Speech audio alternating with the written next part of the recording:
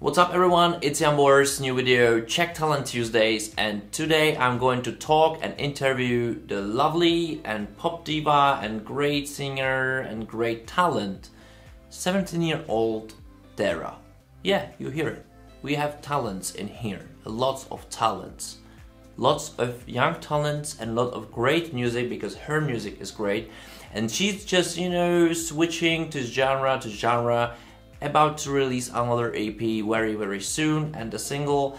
And we were talking about the Eurovision too, so, we compressed everything in 20 minutes and you're gonna enjoy it. As well, you're going to subscribe to the channel and everything. But you know this stuff. It's Terra and you're going to enjoy her at Eurovision. Let's talk.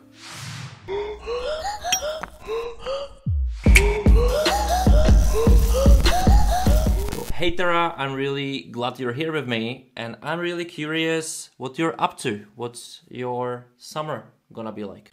Oh, hey, thank you for having me. Well, I do have a few bookings ahead of me and I do have a well-deserved vacation planned. We're going to Spain with my family, so gonna be relaxing after the horrible, hectic year that we've just been through. Yeah, so that's about it. Summer holiday, that's the awesome thing, but you're a singer, so you need to sing a lot in front of people.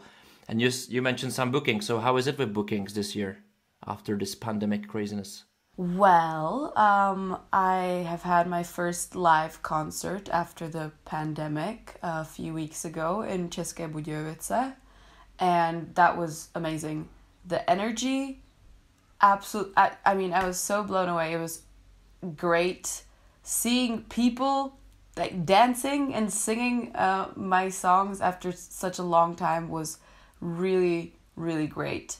And I do have a few concerts that we're planning coming up this summer, and I'm really excited to finally feel normal again and have that energy again after so many live streams, which were awesome and I'm grateful for them, but it was just energy-wise two absolutely different stories. Like singing in front of a camera, in front of a cameraman that's just sitting there looking at his phone, looking at me, looking at the computer, is very different than singing in front of 70, 100 people that are dancing and screaming and jumping, and it's...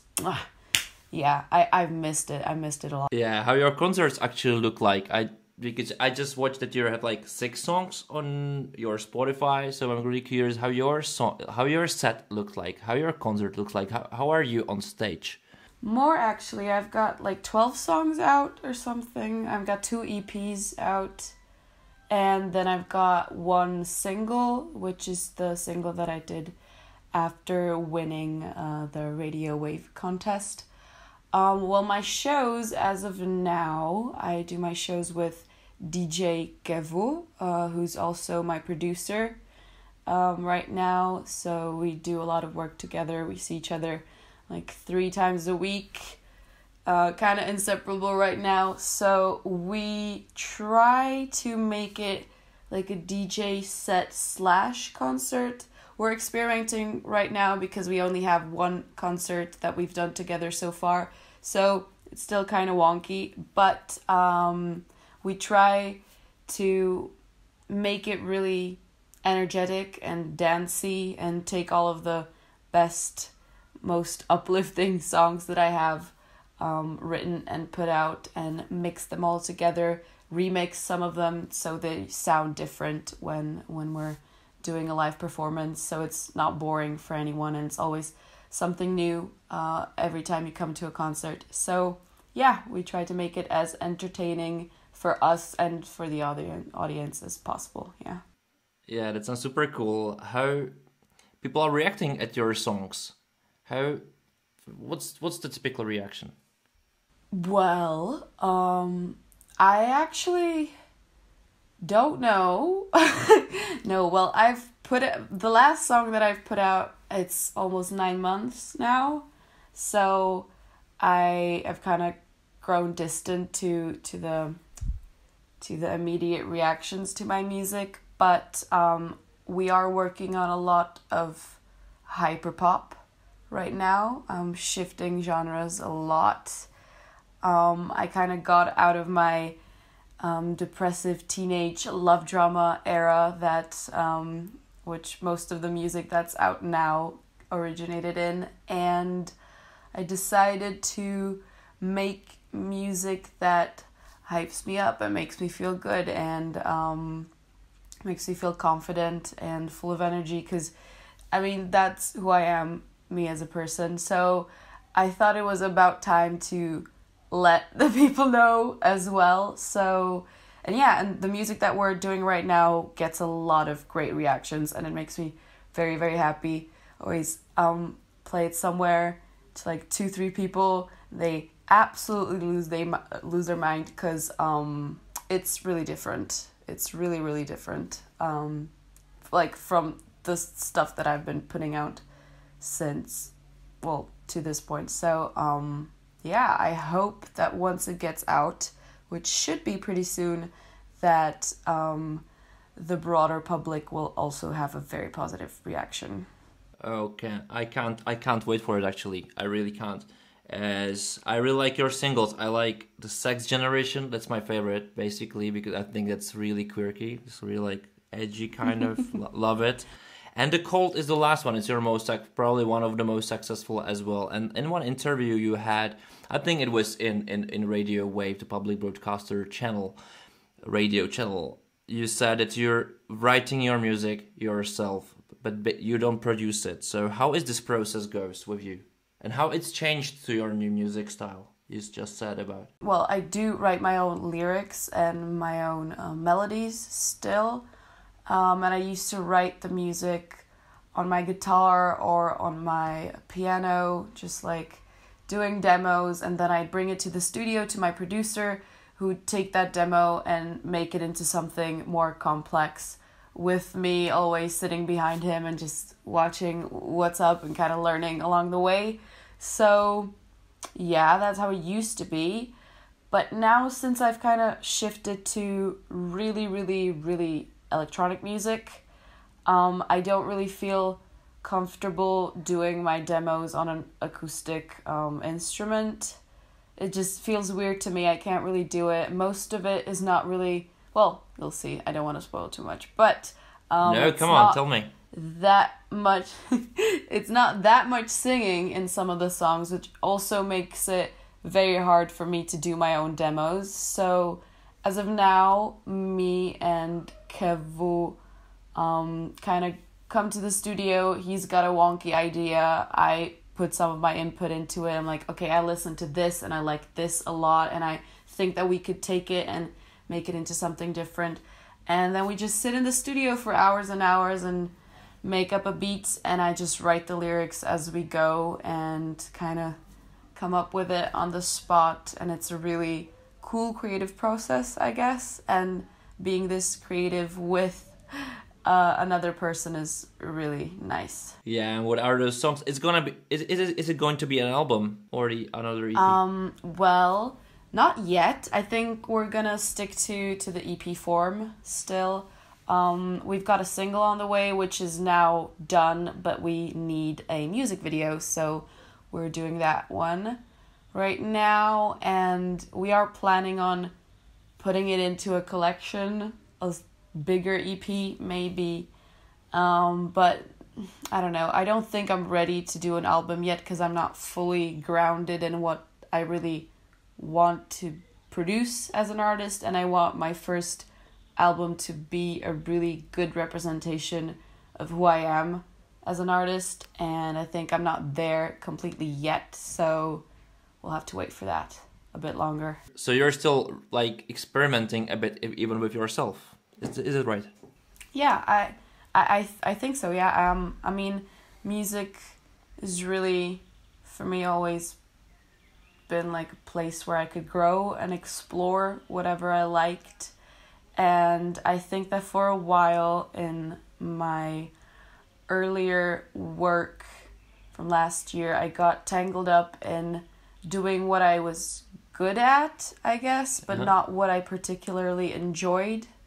So, because I knew that I can sing and that I can play the guitar, and then that I could, okay, write a song on the guitar and whatever, but it never really inspired me, and it never really pushed me to do experiments and find new ways of working. And right now, doing hyperpop and doing really dance electronic music is something that pushes me to my limits, makes me explore music and explore myself as an artist, and doing it with amazing talented people is always, you know, a pleasure. So I think that, yeah, it's always a process of growing for me. Yeah, I was curious, what was the twist, you know, of this change? What change was suddenly like when you realized, like, this is not the kind of music I want to do now. I like it probably, but definitely not me anymore, and I'm going somewhere else. Like, what happened? Yeah, well, the first EP that I put out was a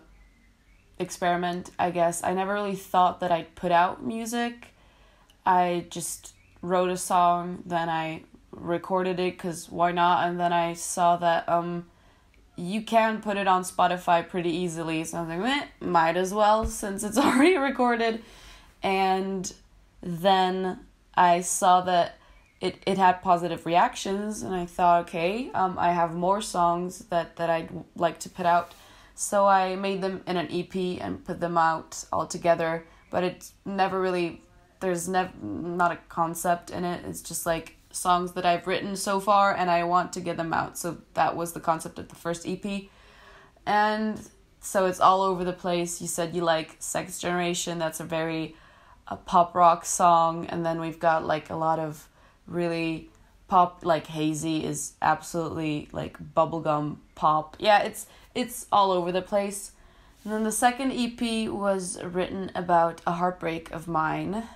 Well, a collective heartbreaks, all of them, just like culminated in one specific situation where I was like, okay, and I'm absolutely done with this. And yeah, so I had to write all of that, get it out of me. And after that, I've been feeling a lot more confident, a lot more me, and a lot more energetic for the past year, and really happier. So I think that the shift to dance music and really hyper pop music is a pretty natural one right now. Yeah, I'm really curious about it. I can't imagine it right now because I'm used to your music, what you just have released right now. And I'm really curious where it's gonna go and where it's gonna go with you, as I just written down one sentence which you have in your description in Spotify. Just shorten it. It's not exact the thing, but it's just that Terra was named one of the rising artists on Czech music scene, a pop diva. Can you feel a pressure that because it's not the claim you just said. I heard it many times about you. I mean, yeah, being crowned a pop diva is pressure, but I mean I enjoy it. I don't really feel I don't feel like there are people that are pressuring me into being a certain way. I think that as of now, the way I am and the way I present myself really works, and it catches a lot of attention and people seem to like it. So I've never felt like I need to be someone in order to fulfill this pop diva whatever coronation that I got. And that makes me really happy, yeah, because I can't really imagine trying to behave a different way than I normally do just in order to like fulfill this prophecy about me. I think that a pop diva is exactly who I am at heart, so I think that the people captured it perfectly, and I'm gonna roll with it. Yeah, that sounds really, really, really confident. I think we need confident people everywhere, because I think the Czech nature, it's not to be confident. It's not nothing what we'll learn, but maybe you're or teach that you are, and I like it. And you said that Czech Republic, it's not the place where you want to stand for too long. You want to reach to the world. So what's your plan? Well, I do agree that Czechs tend to be quite timid. I think that in the Czech Republic, people put unnecessary pressure on themselves to perform their absolute best and try to put out the top tier of what they can produce, which leads them to not producing and putting out music as much, which I think in turn really harms them, because I know I haven't put out anything in almost a year, so I'm not one to talk, but consistency, I think, really plays a huge part of music. And, well, I think that's also the key to kind of getting it international. I mean, not many people really make it in one night.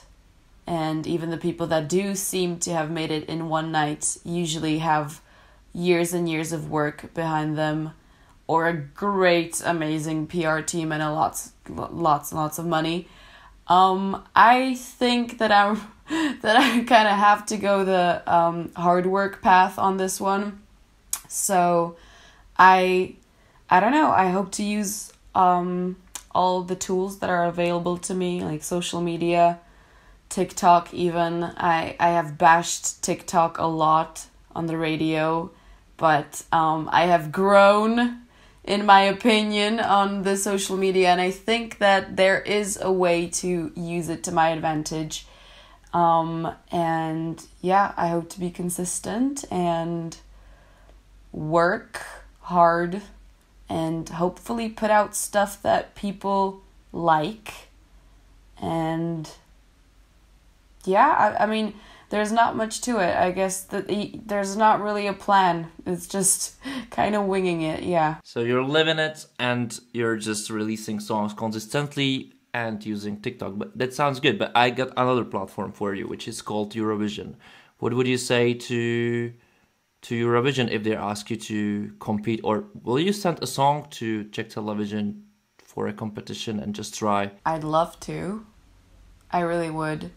As I talked about already, I watched this year's Eurovision pretty closely, and I'm not gonna lie, did imagine myself being there and what I'd like to do and what type of lights I'd want to have and the outfit I want to have and everything. And yeah, I think that in the future, in the near future, I hope, once I start putting out the music that I've been working on for the past year, I think that I'll try, yeah. I mean, the Eurovision is an amazing way of getting out there, really, even if you're not specifically the one that wins. It's a great way of, pushing yourself into people's conscience, and hopefully, even if you don't win but have a banger song, success follows. And I don't really do music because of success, but it definitely helps. So oh, come on, everybody's doing music for success. I don't like this excuse. I just do music for fun. It's not true. I mean, success is amazing. It's good, and being recognized by people somewhere, which has happened to me actually a few times already, and it's very thrilling. It's an amazing feeling, absolutely. But it's just, for me, I don't think that I want to ever be doing music because I have to. And I really try to stay clear of that path, because I know that music is something that has helped me through a lot and helped me grow as a person and grow as a complex individual and find the things that I like and enjoy in my life. And I hope that I'll never have to make the business decision of putting songs out that I do not like just because I know they'll be successful, or ever have to push myself to these decisions. So, I mean, success is amazing, but I'm not really hunting it yet, I guess. That's a great ending of this interview because our time is up. But I still think that you don't have to worry about unsuccess or success, whatever. You're gonna be successful, I'm pretty sure, because you're confident, you know what you want. And I'm a big fan of this approach, of this attitude, because it's needed in this industry, in any kind of industry anyway. So I wish you like a huge amount of luck. I don't know how to express it anyway. And thank you for this awesome interview. Thank you as well. I hope to fulfill this, which just said, yeah, I'll try. And that was Terra, guys. So what do you say? What do you say? Write me in the comments below. Write her in the comments below, in her channels, of course. YouTube, Spotify, Instagram, TikTok, which you use, and whatever else. Just use it, motivate her, write her something nice, and motivate her to go to Eurovision, as we need such talents to see the world, and we need the world to see such talents which are raised in here. That's what we want, that's what we need, that's what you want and need, that's what Eurovision want and need. Actually, everybody's gonna be satisfied if this is gonna happen. And now it's time to listen some songs from her. So let's do it, it's in the description below, and well, I'll see you next time. Thank you for watching, bye.